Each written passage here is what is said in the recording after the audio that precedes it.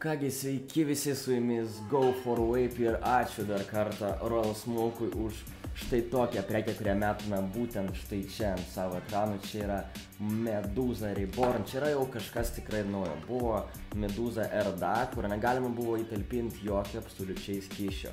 Nuo šiol 3,5 ml. Kągi, būtent šiandien mes šitą grožį pažiūrėsim, atpakuosim ir suprasim, ar jis yra vertas savo dėmesio, ar reikia palaukti kažko kito. Tada prieikim prie pat atpakavimo ir pažiūrėkim, kas yra viduje.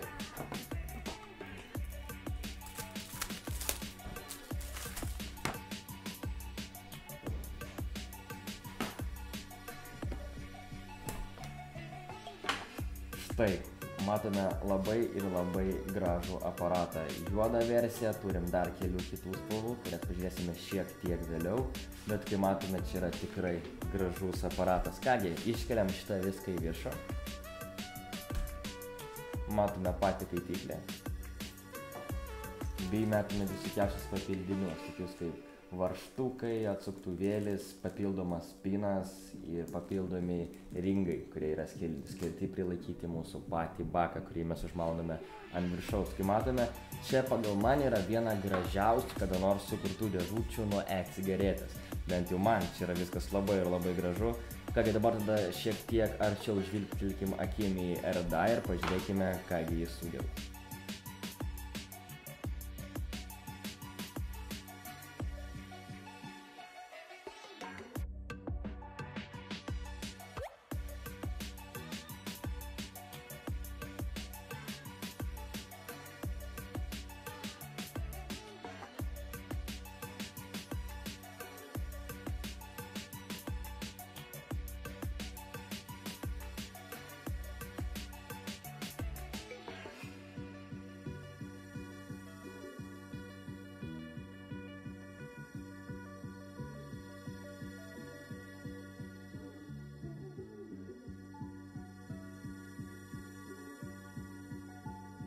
Kai matome, čia irgi yra minusas ir pliusas du postai, taip pat yra didelės pakankamai skylės, kad galima būtų įmest praktiškai ką nori į vidų, kas mane labai džiugina, kad būtent RDA gamintojai daro, kad mes galėtume įdėti visokiausius skirtingus coilus į vidų mūsų RDA.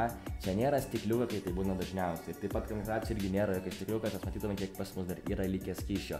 Bet tiesiog, kai apkarpydami vatą, turime padėti vatos labai ir labai daug į vidų. Būtent tada, kai mes užpilam ant coilų, tada užpilam šiek tiek dar į apačią į vatą, viskas būna skysti ir vien dėl to tai yra vadinama RDA, kad čia nėra vatos tiek, kiek yra maždaug ant coilų. Vata yra dar papildomai po apačią stovi. Tai kad mes galėsime išgarinti daugiau negu 5 ar 6 įpūtimus, arba kitaip tariant, hitus. Manau, būtų labai logiškai dabar štai čia įdėti kokį nors buildą ir pažiūrėti, kai viskas tai varo. Tai mes dabar čia įdėkime, taip pat viską tai pagreitinsim savaime, aišku, nes yra jau video, kuris parodo, kaip reikia dėti coilus, kaip reikia apkarpyti vatą, kaip reikia apkarpyti coilus, kaip reikia juos sukti. Galima tą pažiūrėti kitame video, o dabar mes tai pagreitinkim ir įdėkim čia kokius nors fainus coilus.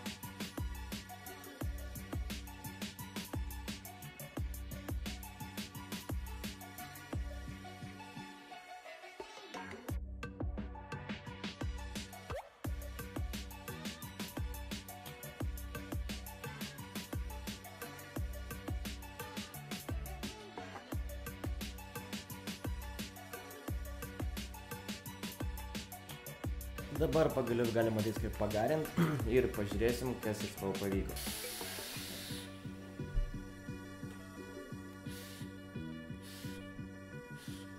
Labai skanus. Labai skanus. Dabar tada pažiūrėkim šiek tiek iš arčiau į kitas jo spalvas, ką jis dar turi, kurias spalvas būtent mes turim, kaip rodo jisai iš arčiau, koks jis yra gražus iš tiesų. Ir tada viskas bus aišku, ar verta įpirkti, ar neverta pirkti būtent jums.